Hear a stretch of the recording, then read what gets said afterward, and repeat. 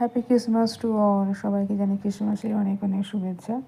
যেহেতু আজকে Christmas day, তাই সকালটা শুরু হয়েছিল কেক খাওয়া দিয়ে। আর এই যে আমার ছেলে এখন কেক খাচ্ছে, আর তার খাওয়ার ভঙ্গিমা তো দেখতেই পাচ্ছ। আর ভিডিও করা দেখে সে তো আরোই আর বাড়াবাড়ি করছে।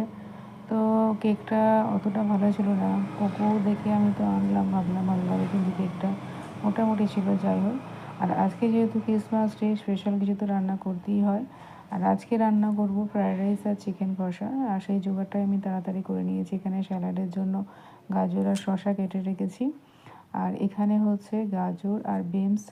আর এখানে আছে আলুর সাথে ক্যাপসিকামটা রাইসে দেবো, আর আলু দিয়ে হচ্ছে মাংস কষা হবে। আর মাংস এখানে ধুয়ে রেডি করে রেখেছে আমার বর। তো প্রথমেই করে নিচ্ছি হচ্ছে পাঁপড় ভাজা। পাঁপড়ের সঙ্গে তো চাটনি অবশ্যই লাগবে। তো যাই হোক, পাঁপড়টা আমি ভেজে নিচ্ছি একে একে। আর এই পাঁপড়গুলো ভাজতে না খুব টাইম লাগে, একটা করে ভাজতে হয়। আর এই আমার চাটনিও রেডি হয়ে গেছে।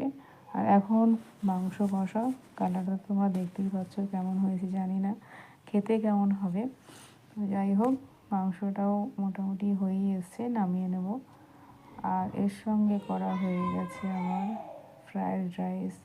প্রতিবারই আমি বাসমতি চালের রাইস করি না, গোবিন্দভোগ চালের করি, কিন্তু এই প্রথমবার বাসমতি চালের রাইস করলাম। কেমন হলো?